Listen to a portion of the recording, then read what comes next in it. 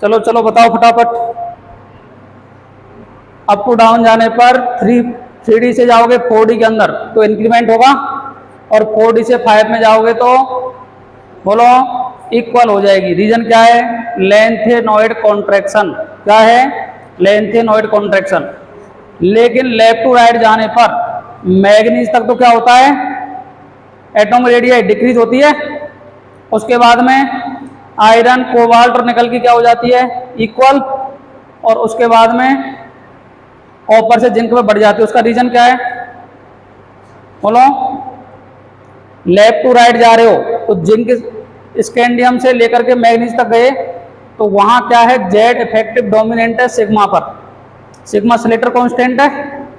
इसके बाद में जेड इफेक्टिव बराबर किसके आ गया? सिग्मा के।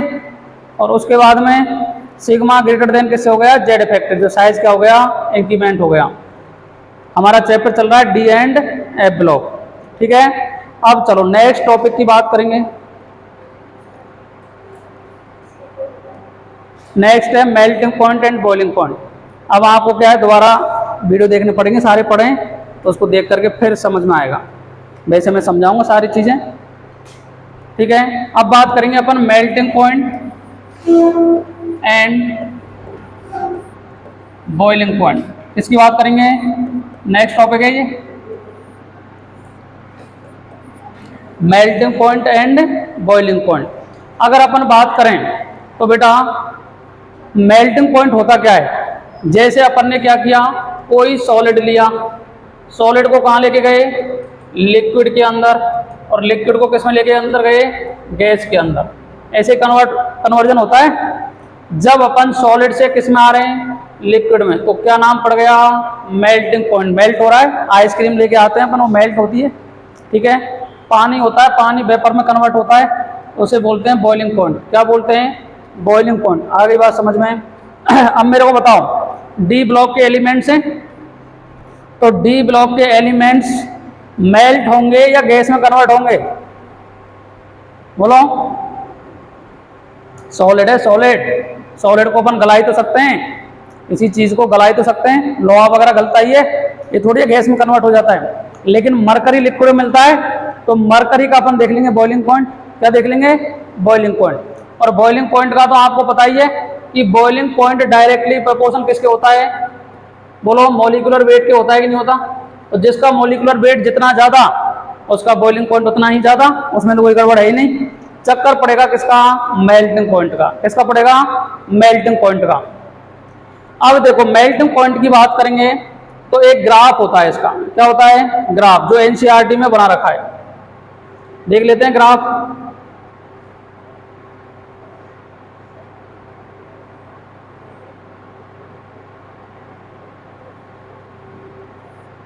इस तरीके से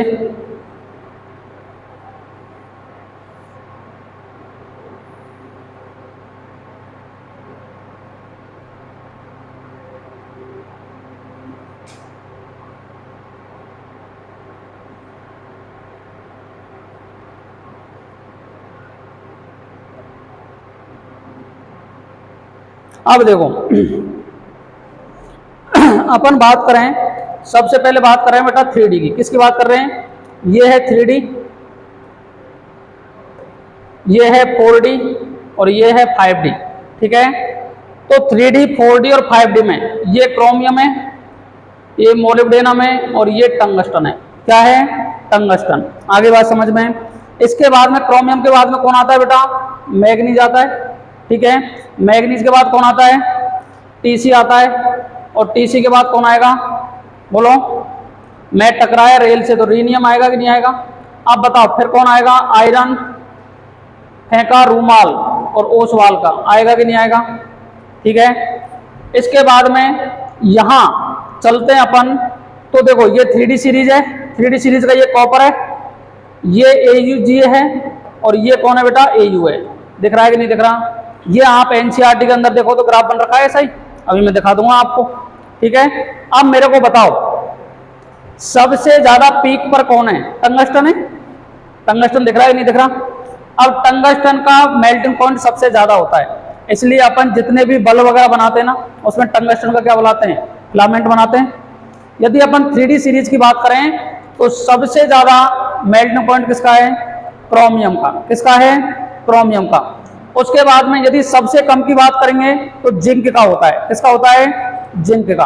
तो मैं इसके कुछ डाटा है वो लिखा दूं आपको, ठीक है। तो अपन बात करें बेटा मेल्टिंग पॉइंट की, तो मेल्टिंग पॉइंट सबसे ज्यादा होता है 5D का, फिर आता है 4D का, और उसके बाद आता है 3D का। ये याद रख लेंगे आप। लेकिन याद रखने के साथ में बेटा एक चीज और याद रखनी है, केमिस्ट्री के अंदर जब भी सारी चीजें सिस्टमेटिक चलती हैं तो कोई ना कोई तो एक्सेप्शन आता ही है। तो इसके 2 एक्सेप्शन है। कितने एक्सेप्शन है? 2। तो पहला एक्सेप्शन की बात करेंगे। पहला एक्सेप्शन है कि सबसे ज्यादा होता है जिंक का, उसके बाद आता है कैडमियम, और उसके बाद आता है मरकरी। अर्थात जिंक का इनके सीरीडी में 3D सीरीज में सबसे ज्यादा होता है, फिर कैडमियम आता है और फिर मरकरी आता है। आगे बात समझ में। उसके बाद में ऐसा इस ग्राफ से आपको क्या लग रहा है? देखो इस ग्राफ से क्या लग रहा है, ये जो AU है, AU इससे नीचे थोड़ा, AU यहाँ है कॉपर से नीचे, ठीक है। ये ऐसे करके आ रहा है, तो ऊपर तो कॉपर आ गया, तो देखो इसमें क्या आ रहा है? कॉपर, और कॉपर से के बाद में कौन आएगा? AU, और AU के बाद में कौन आएगा? AG। ये याद कर लोगे क्या? ये दोनों एक्सेप्शन है, ये तो याद कर लेने आप लोगों को, ठीक है। इसके साथ में ही अपन बात करें कि 3D सीरीज की बात करें। किसकी बात करें? 3D सीरीज की। तो इसके अब डाटा लिखने अपने को, पहले ये बनाओ आप, फिर मैं डाटा लिखाता हूं आपको।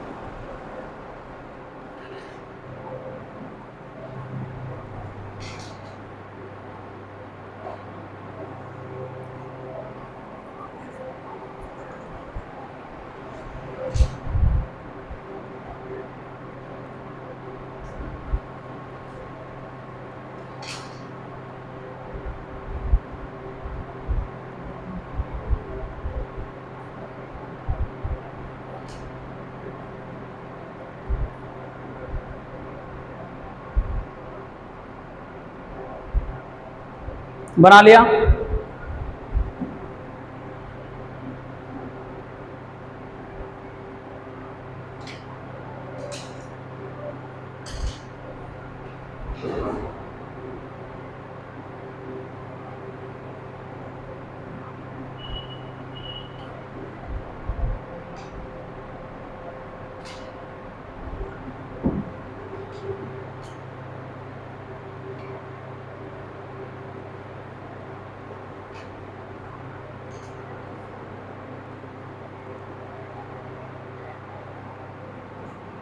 ये ग्राफ NCERT से बनाओगे ना तो अच्छा बनेगा ये। वैसे मैं दोबारा बना दूं एक बार, इधर थोड़ा बड़ा बना के दिखाता हूँ एक बार, देखो।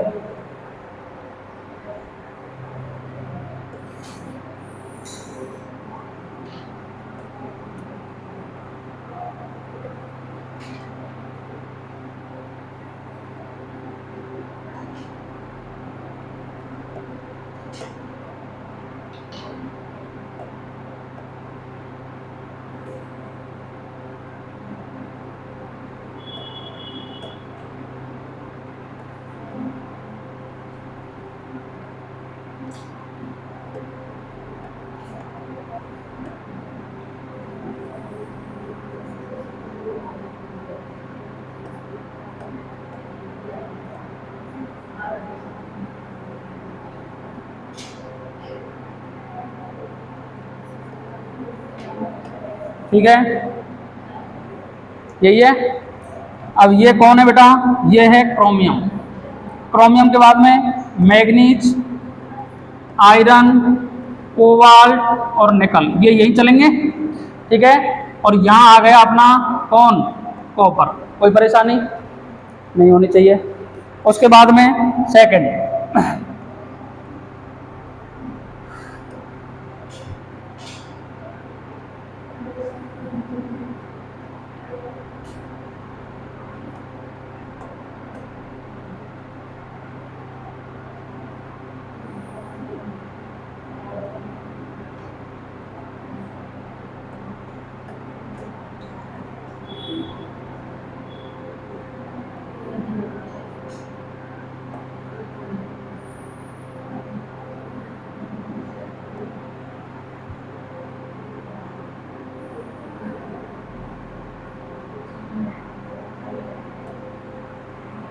ठीक है। आप बताओ क्रोमियम के बाद कौन आता है, मोलिब्डेनम, मैग्नीज के बाद में टेक्नीशियम, फिर रूथीनियम, कोयल रही इतराय और नई पंडितानी पटना की, यही आएगा। और कॉपर आगरा से क्या लेके आया, सोना, यही है, यही होगा कि नहीं होगा, बोलो भाई। ठीक है, अब थर्ड वाला बना दें, थर्ड वाला सीधा ही बना देता हूं।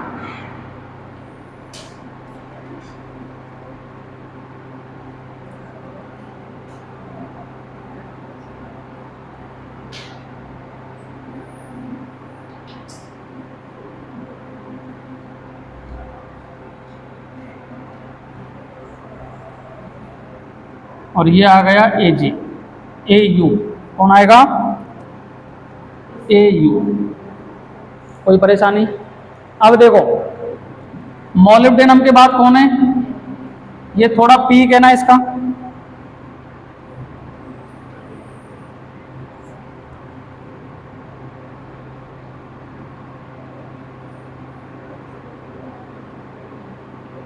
इस तरीके से आएगा,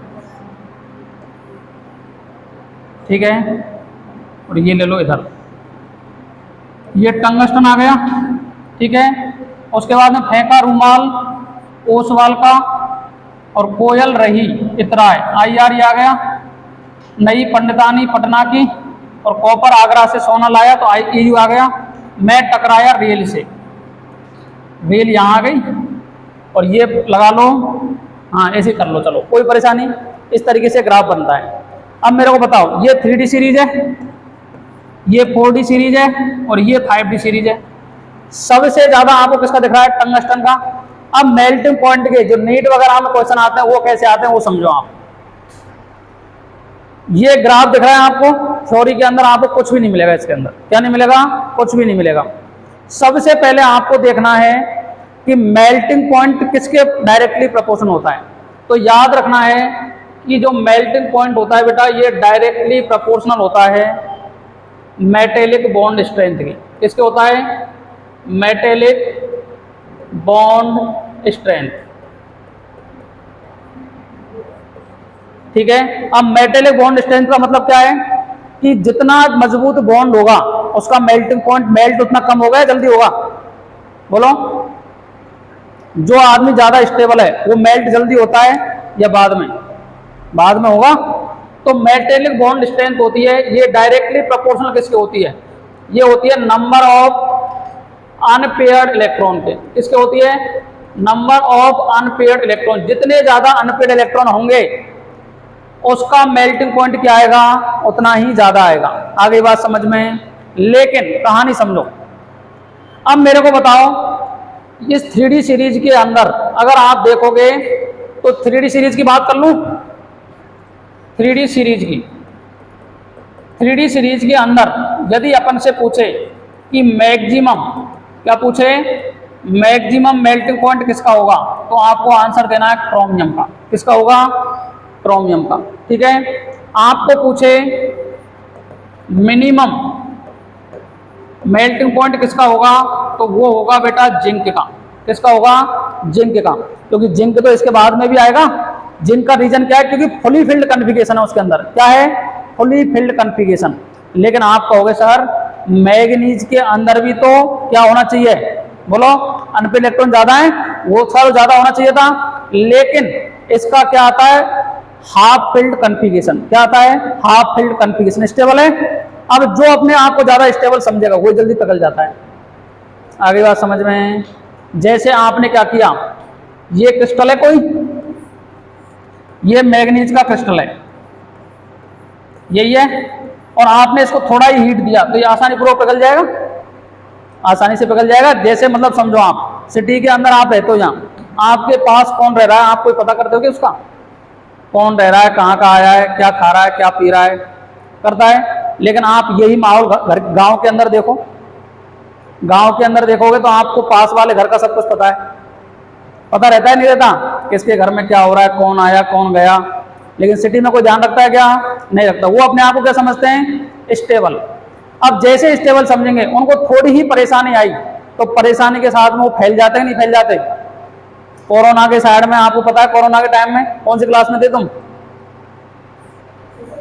6 7 में, इतने में होंगे, 7th 8th में होंगे शायद, ठीक है, 5th क्लास या 6th क्लास में होंगे, ठीक है। कोरोना के टाइम में गांव के अंदर लोग, गांव में किसी को कोरोना नहीं हुआ, सिटी के अंदर सारे थे, कोरोना हुआ, कोई किसी को लेके जा रहा है, कोई किसी को कोई से मतलब नहीं है।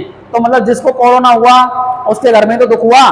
तो ऐसे ही ये क्या है, अपने आप को मैग्नीज भी क्या समझने लग जाता है? स्टेबल समझने लग जाता है। इसको थोड़ी हीट देते हैं तो ये आसानी पूर्वक क्या हो जाता है? मेल्ट हो जाता है। और मेल्ट हो जाएगा तो बताओ इसका मेल्टिंग पॉइंट भी क्या हो गया? कम हो गया।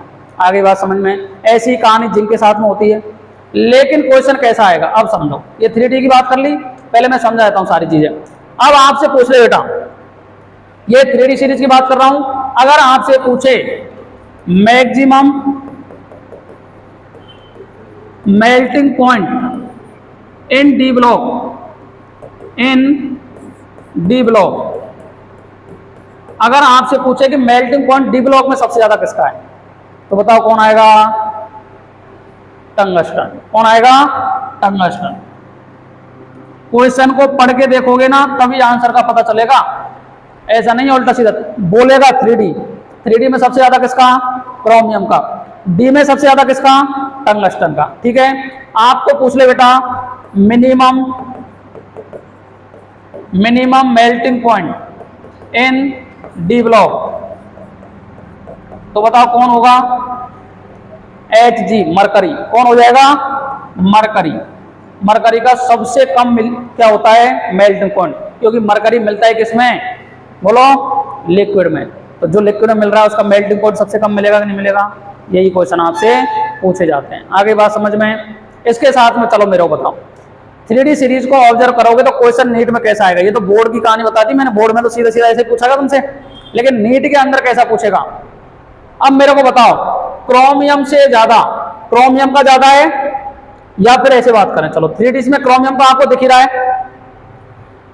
अगर मेल्टिंग पॉइंट की बात करें अपन 3D के अंदर, किसके अंदर बात करें बेटा? 3D के अंदर, तो बताओ आयरन का मेल्टिंग पॉइंट मैग्नीज से ज्यादा है या नहीं है? बोलो, इसका तो नीचे पीक और ये ऊपर जा रहा है या नहीं है? 4D की बात करोगे तो 4D के अंदर बताओ रूथेनियम का ज्यादा है, रूथेनियम का ज्यादा है क्या टेक्नीशियम से? तो बताओ रूथेनियम का टेक्नीशियम से ज्यादा है या नहीं है? 5D की बात करोगे तो 5D में बताओ रीनियम का ज्यादा है क्या? बोलो, रीनियम का ज्यादा है क्या ओस्मियम से? रीनियम का ज्यादा है क्या ओस्मियम से? अब मेरे को आप बताओ 3D 4D में आयरन, रूथेनियम और ओस्मियम यही है क्या? अगर बच्चा ट्रेंड समझ ले कि सर 3D सीरीज में आयरन का ज्यादा आ रहा है मैग्नीज से, ठीक है, रूथेनियम का ज्यादा आ रहा है टेक्नीशियम से, तो ओस्मियम का भी ज्यादा आना चाहिए था रीनियम से, आना चाहिए था। क्वेश्चन तो यही बनेगा ना। तो बताओ इसमें क्या हो जाता है? उल्टा। क्या हो जाता है? उल्टा। इसमें कौन आगे आ जाता है? रीनियम आगे आ जाता है। किससे? बोलो, ओस्मियम से। तो कर लोगे याद क्या ये? बोलो भाई, रहेगा याद? एक बार जेईई मेंस में आया क्वेश्चन है ये, तो कर लो, उतारो। पहले वाला स्लाइड पे चलूं?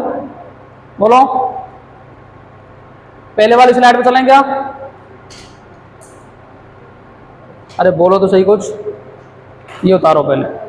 ये लिख लिया सभी ने? लिख लिया सभी ने? ठीक है, अब ये लिख लो।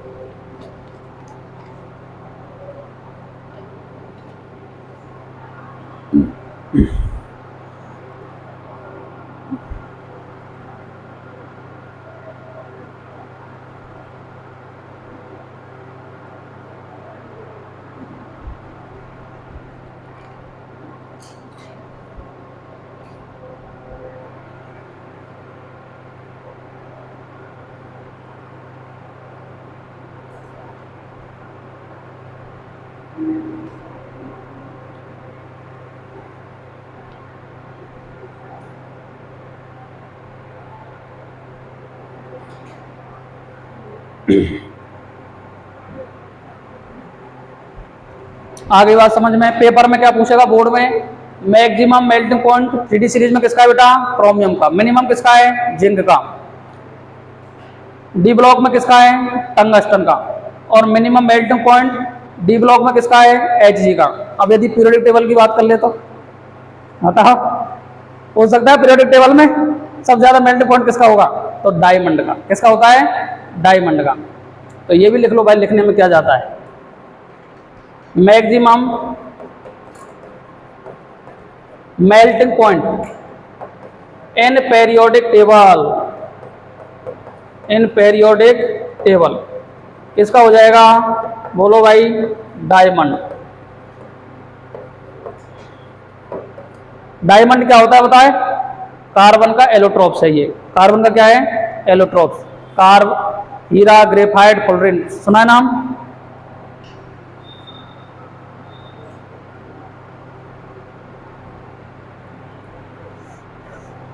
आया समझ में। मेल्टिंग पॉइंट का मतलब ही क्या होता है, मेल्ट होना किसी चीज का।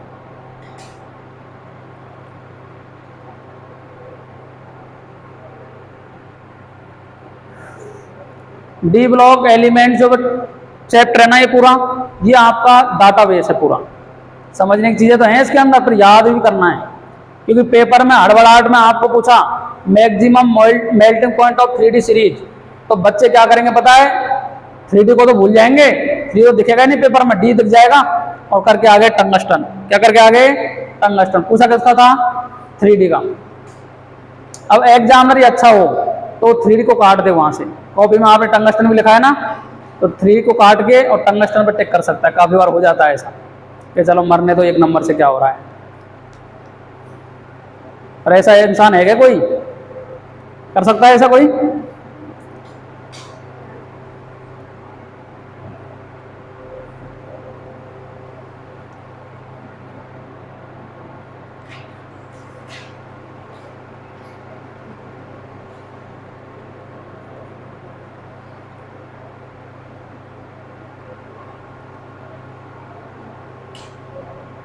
लिख लिया।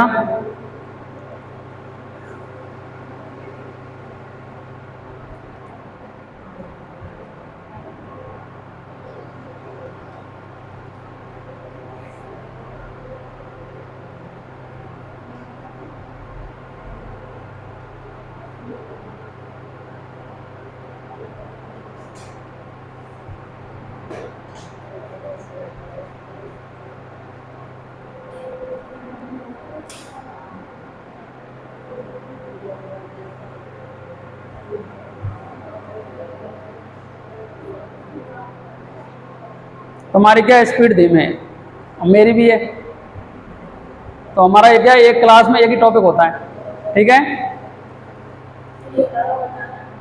कौन सा, ये वाला है। हाँ देखो, मेल्टिंग पॉइंट होता है ना, वो डायरेक्टली प्रोपोर्शनल होता है मेटेलिक बॉन्ड स्ट्रेंथ के। अब मेटेलिक बॉन्ड स्ट्रेंथ है ना, जितने ज्यादा नंबर ऑफ अनपेड इलेक्ट्रॉन होंगे उसके डायरेक्टली प्रोपोर्शन होता है। अर्थात जितने ज्यादा नंबर ऑफ अनपेड इलेक्ट्रॉन का मतलब है 1 2 3 4 5, अर्थात मैग्नीज तक तो बढ़ना चाहिए था मेटेलिक बॉन्ड स्ट्रेंथ, क्योंकि अनपेड इलेक्ट्रॉन भर रहे हो अपन उसके अंदर। लेकिन आयरन के बाद में आयरन से क्या हो जाता है, पेयरिंग स्टार्ट हो जाती है, तो उसकी मेटेलिक बॉन्ड स्ट्रेंथ भी क्या हो जाएगी, कम हो जाएगी। आगे बात समझ में। अब अपना नेक्स्ट टॉपिक है मेटेलिक बॉन्ड स्ट्रेंथ। चलो हेडिंग डालो।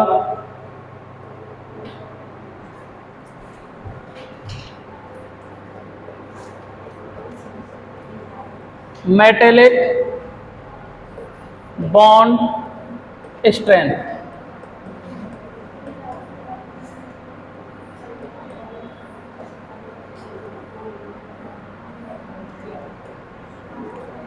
अब देखो मेटेलिक बॉन्ड स्ट्रेंथ को अपन डिनोट करते हैं बेटा MbS से। किसे नोट करते हैं? MbS। एक होती है MbBS और एक होती है MbS, एक ही अंतर है बस इसमें, ठीक है। MbBS तो एक भी हट रहा है तो वो कब लगेगा? तो अपन पेपर पास करेंगे, बाकी इसमें तो है। तो देखो जो मेटेलिक बॉन्ड स्ट्रेंथ होती है ये डी ब्लॉक के एलिमेंट्स की ज्यादा होती है। D block elements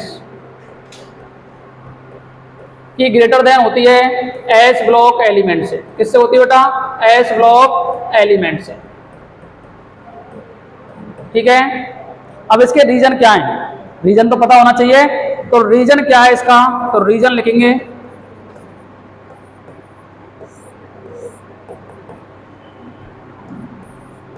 more number of electrons present in d orbital। d orbital में क्या होते हैं? मोर नंबर ऑफ इलेक्ट्रॉन प्रेजेंट होते हैं, 1 2 3 4 5 6 7 8 9 10 इलेक्ट्रॉन बच सकते हैं अपन, ठीक है। दूसरा रीजन क्या है? Minimum energy difference between n-1d and ns electrons. अर्थात n-1 और n-1d और ns इलेक्ट्रॉन होते हैं, उनके मध्य में एनर्जी का डिफरेंस भी क्या होता है? मिनिमम। तो ये क्या करते हैं कि ns के इलेक्ट्रॉनों को भी ले लेते हैं, तो और इलेक्ट्रॉन बढ़ जाते हैं इनके पास, और जब और इलेक्ट्रॉन बढ़ जाएंगे तो मेटेलिक बॉन्ड स्ट्रेंथ भी क्या हो जाएगी? बढ़ जाएगी। आगे दो रीजन समझ में बना लो।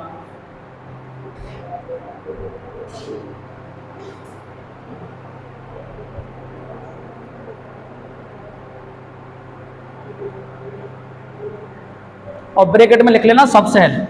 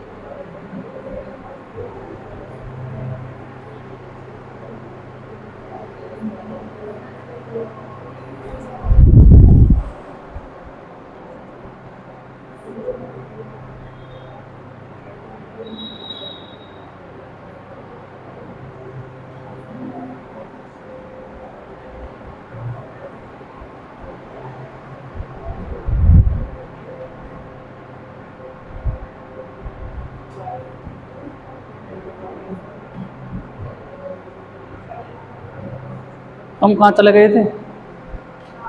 क्यों? ऐसे घूमने, तो कोई काम था?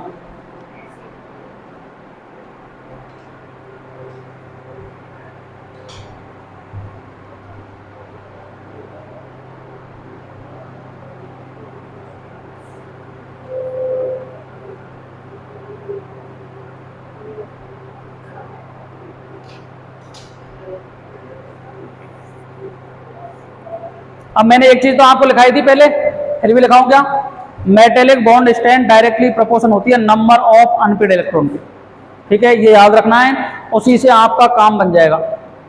अगर वो याद हो जाएगी ना तो उसी से क्या हो जाएगा? अपना काम बन जाएगा। कैसे? आपको याद रखना है, जहां भी MbS की बात करेगा, MbS की बात करेगा, ये डायरेक्टली प्रोपोर्शन होता है number of unpaired electron. Unpaired electron. बस कहानी कहाँ कहाँ गड़बड़ होती है? जब स्टेबिलिटी की बात कर लेता है तब। कोई तो हाफ फील्ड कन्फिगरेशन के कारण स्टेबल हो जाता है, कोई फुली फील्ड के कारण स्टेबल हो जाता है, वहां ये काम नहीं करेगा। क्योंकि ऐसा होने पे तो मैग्नीज का मेल्टिंग पॉइंट सबसे ज्यादा आना चाहिए था, लेकिन कौन सा वर्ड काम में आ गया? वहां हाफ फील्ड स्टेबिलिटी आ गया। तो इसलिए याद रखना है, जहां भी नंबर ऑफ अनपेड इलेक्ट्रॉन ज्यादा होंगे, क्रोमियम में ऐसी कोई कहानी है नहीं, क्योंकि क्रोमियम बनाए ना तो क्रोमियम तो एक इलेक्ट्रॉन लेकर के बनाए। जैसे आपको किसी को गाड़ी लेनी है, गाड़ी, क्या लेनी है? गाड़ी। अब गाड़ी के लिए आपके पास में 2 लाख रुपए तो हैं, और जहां आप एजेंसी में गए थे, एजेंसी वाले ने कहा भैया 2.5 लाख रुपए तो डाउन पेमेंट भरना ही पड़ेगा तुझे, तो जो 50,000 रुपए आपने किसी से उधार लिए तो वो आपकी स्टेबिलिटी थोड़ी सो कर रहा है, वो तो कहीं से लिए हैं ना आपने, वो तो देने पड़ेंगे। तो ऐसे ही क्रोमियम ने 1 इलेक्ट्रॉन किसका लिया था? NH का लिया था। वो क्यों? अपना काम चलाने के लिए। बाकी नॉर्मल केस में थोड़ी था उसके पास में इलेक्ट्रॉन। तो वो इलेक्ट्रॉन क्यों लिया था? कि स्टेबिलिटी बन जाए, अर्थात गाड़ी घर में आ जाए। गाड़ी घर में आने का रीजन क्या है? 50,000 रुपए बाहर से ले लिए और आपने डाउन पेमेंट भर दिया, गाड़ी आ गई। अब आपको 50,000 रुपए चुकाने पड़ेंगे। तो जब भी कभी भी बॉन्ड वगैरह बनेगा तो क्रोमियम सबसे पहले अपना इलेक्ट्रॉन उसी को देगा, क्रोमियम वाला अपना इलेक्ट्रॉन निकल जाएगा आसानी पूर्वक। तो इसलिए स्टेबिलिटी एक तो होना और एक स्टेबिलिटी प्राप्त करना अलग चीज है। एक तो पैसा अपने जेब में होना और एक कहीं से ला करके इकट्ठा करके जेब में रख लिया, तो वो बात हो गई क्रोमियम के पास तो। लेकिन मैग्नीज के पास तो खुद के इलेक्ट्रॉन है भाई वो। आगे बात समझ में है? बोलो। अब एक डालो डेंसिटी। नेक्स्ट इसकी बात करेंगे डेंसिटी की। ये जितने भी चीजें मैं यहाँ यूज कर रहा हूं ना, ये सारी कोऑर्डिनेशन कंपाउंड के अंदर पूछूंगा मैं आपसे, क्योंकि एक्चुअल में कंपाउंड्स तो कहां पढ़ने हैं अपने को? कोऑर्डिनेशन में पढ़ने हैं। इन सभी के 3D सीरीज के जितने भी कंपाउंड्स हैं वो आपको कहां मिलेंगे? कोऑर्डिनेशन कंपाउंड के अंदर। तो अभी तो अपन ये प्रॉपर्टी पढ़ रहे हैं कौन किसके पास में क्या क्या मिलता है। आगे बात समझ में है? तो नेक्स्ट एक डालो डेंसिटी।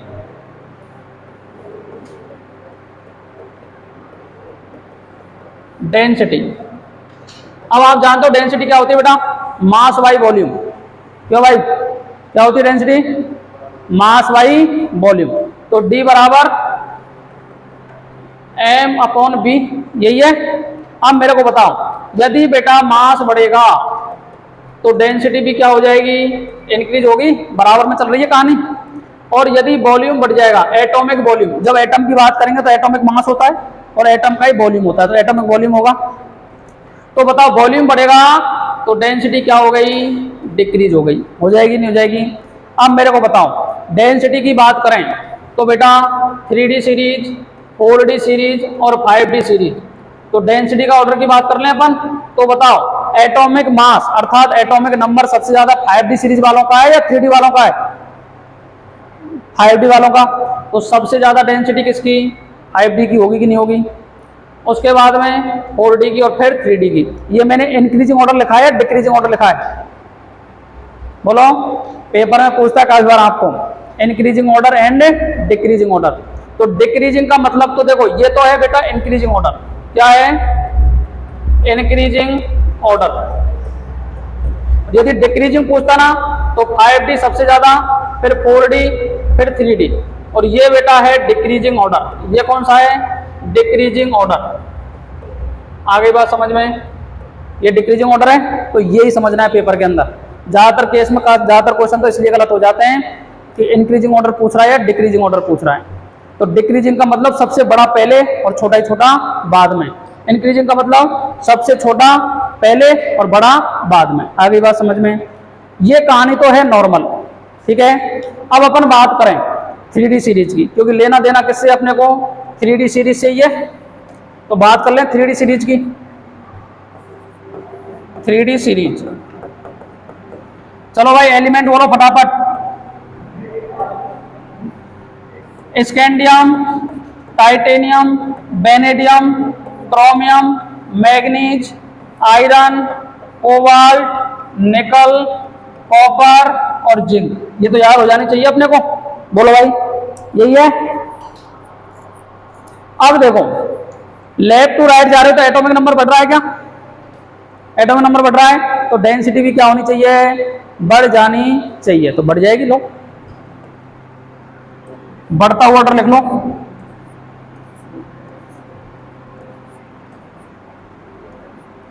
लेकिन ये है केमिस्ट्री। केमिस्ट्री में कॉपर का आ जाता है जिंक से आगे। कौन आ जाता है? कॉपर। क्योंकि सारी चीजें सिस्टमेटिक नहीं चलती है इसके अंदर। कोई बढ़ता हुआ जा रहा है तो एक ना एक गड़बड़ तो होगी। तो यहां होता है बेटा इलेक्ट्रॉनिक रिपल्सन। जिंक के केस में क्या होता है? इलेक्ट्रॉनिक रिपल्सन, क्योंकि इलेक्ट्रॉन ज्यादा भर गए एक साथ। क्योंकि इलेक्ट्रॉनिक कन्फिगरेशन देखोगे आपको तो पता है 3D10 4s2 होता है क्या? पूरा फुली फिल्ड है, मतलब रूम पूरा खचाखच भरा हुआ है। ठीक है। अब एक दूसरे से रिपल्सन होगा कि नहीं होगा?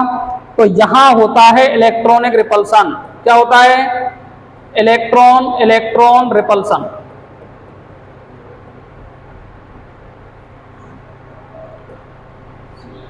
Electron electron repulsion,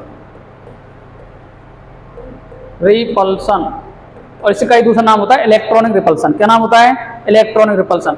electron electron repulsion होगा तो बेटा एटॉमिक वॉल्यूम क्या हो जाएगा? एटॉमिक वॉल्यूम बढ़ जाएगा। और एटॉमिक वॉल्यूम यदि बढ़ेगा तो बताओ भैया डेंसिटी क्या हो जाएगी? डिक्रीज हो जाएगी। क्योंकि एटॉमिक वॉल्यूम तो ये लिखा रखा मैंने, जब भी बढ़ेगा तो क्या हो जाएगा? डिक्रीमेंट हो जाएगा। तो याद कर लोगे ये?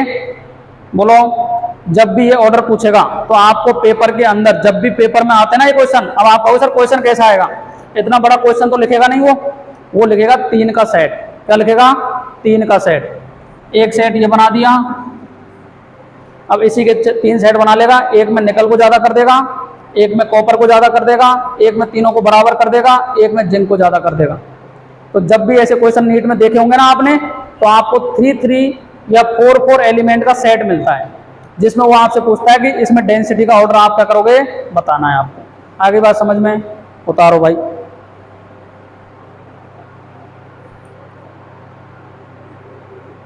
और यदि आपको डी ब्लॉक के अंदर पूछे तो मैक्सिमम डेंसिटी इरिडियम की ज्यादा होती है बेटा ऑस्मियम से, ये याद रखना है।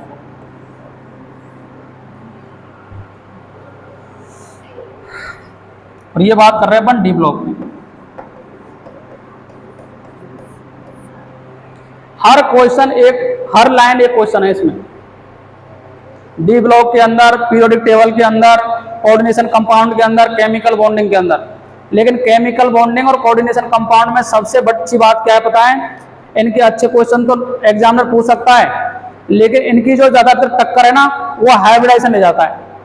क्योंकि उसमें जो एग्जामिनर को लगता है ना सबसे बढ़िया टॉपिक, वो लगता है हाइब्रिडाइजेशन। क्योंकि ज्यादातर आप क्वेश्चन देखोगे नीट जे में तो केमिकल बॉन्डिंग ले लो या कोऑर्डिनेशन कंपाउंड ले लो, वहां से ज्यादातर क्वेश्चन आते हैं आपके हाइब्रिडाइजेशन से। ठीक है, तो छोटे मोटे टॉपिकों की कोई इज्जत नहीं होती है फिर वहां। बाकी अच्छे क्वेश्चन वहां से भी बन सकते हैं। आगे बात समझ में? तो आज के लिए रखते हैं यहीं तक, बाकी बातें करेंगे अपन कल।